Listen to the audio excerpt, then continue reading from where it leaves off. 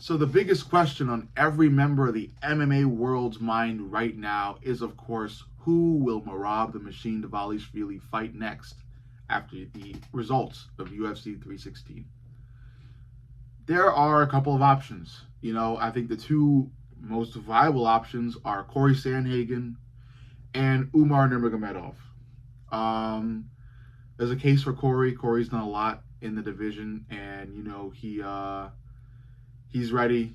He's ready for the title shot. I don't really fully believe in him a lot per se. I think Corey Sandhagen has one of the highest fight IQs in the UFC to date.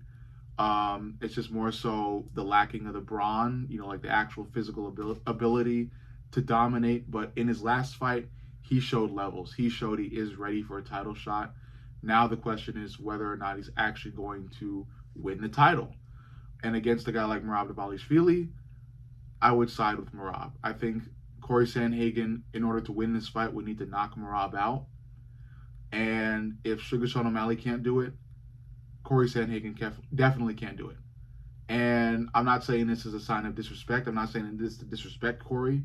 This is more so coming from a place of, I've seen Sean O'Malley literally try twice to knock Merab out, and he was unsuccessful in doing so. And I think Sugar Sean O'Malley is better striking than Corey Sandhagen. That's what I think it comes down to. Corey is smart, and I think he is just as smart as O'Malley, fight IQ-wise.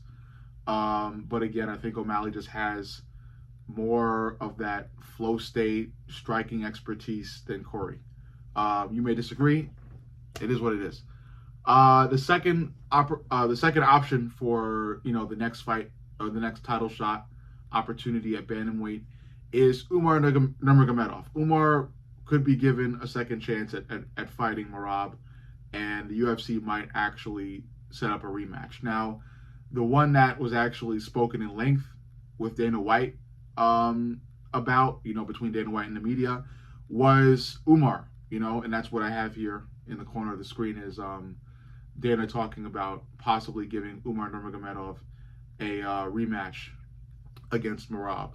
And it seems like the UFC has given Merab a lot of rematches here, or is presenting Merab with a lot of rematches. And that's not necessarily a bad thing. I think a lot of the things that Merab has had to go through that may not have really been seen as positive at the time actually end up in being huge positives. One of them being O'Malley being given an immediate rematch.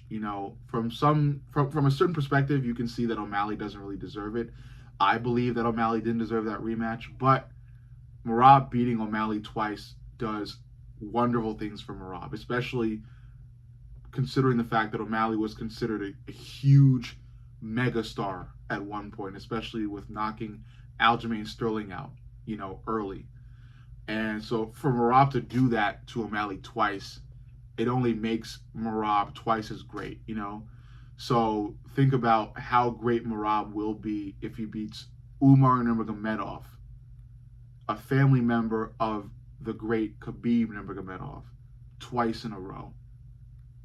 I think if Merab is able to beat Umar Nurmagomedov for a second time, the Dagestani code has officially been cracked.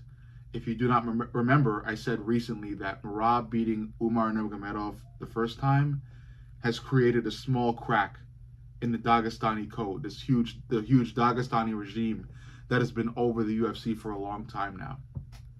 If Merab is able to beat Umar Nurmagomedov a second time, the Dagestani code has been cracked. I think people do have a blueprint, or will have a blueprint if Merab is able to beat Umar twice. Now, I know Merab is really reliant on his superhuman cardio, and not everybody is genetically blessed with that. But I think there are technical things that Merab brings too that a lot of people can replicate if they are having to fight a Dagestani fighter somewhere down the line. So I do think if Merab beats Umar the second time in a row, or a second time in a row, the Dagestani code will be cracked. But again, those are the two most viable options: Corey Sandhagen or Umar Nurmagomedov. One of the two will likely fight Merab next. Merab himself has stated that he wants to go on a little vacation, deservedly so. Merab has been active. He has been seeking fights. He hasn't been dodging people. A case can be made that he did kind of dodge Umar a little bit, but he ended up fighting Umar. He faced Umar, and he beat Umar. He drowned him, you know? So Merab rightfully deserves a vacation, and he rightfully deserved the title of Bantamweight GOAT. Merab is the Bantamweight GOAT, and he is on a steadily fast track towards being top few all time, especially with beating Sugar Sean O'Malley twice in a row. It's an amazing feat. It is. I know O'Malley hasn't done a lot legacy-wise, but it is an amazing feat when considering how dangerous Sugar Sean O'Malley is and the way Sugar Sean O'Malley put out Aljamain Sterling. So, yeah. Merab the Machine Dvalishvili is a great fighter. Some may say superhuman. I would say superhuman. I am a big fan. I wouldn't say I'm a mega fan of Merab, but I'm a fan.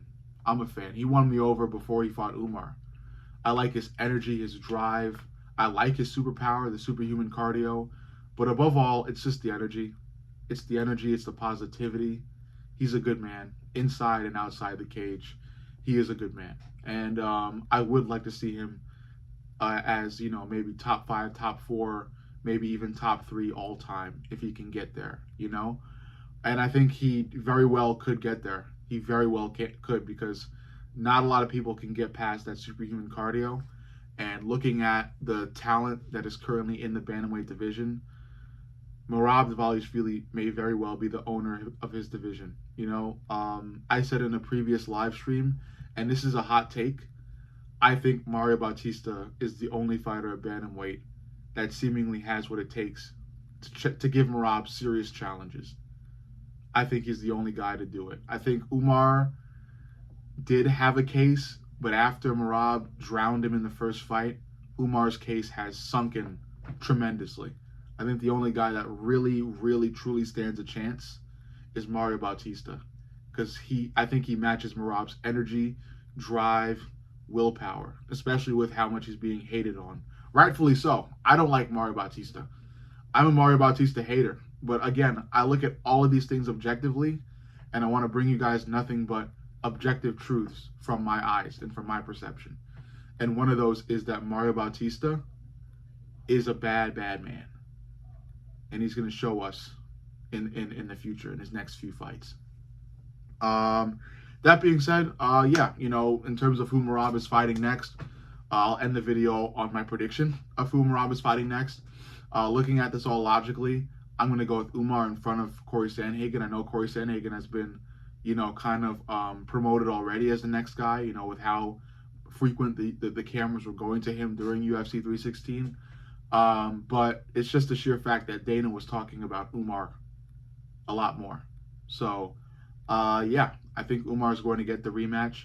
I think Corey will have to take a back seat, but I think Corey Sandhagen will eventually get his title shot. I do believe Corey will get his title shot at some point. I don't think Corey's going to spend the rest of his career without, another title shot. So I think Corey Sandhagen is going to get his title shot. It just will not be as soon as everybody thinks. I think Umar will be first in line. And that's just because of how frequent Dana has been talking about him compared to how much he's been talking about Corey Sandhagen. But overall, let me know what you think. Make sure you like, comment, subscribe, and turn the notifications on. Most importantly, subscribe. I love each and every one of you guys, and I will see you all in the next video. Glove knowledge.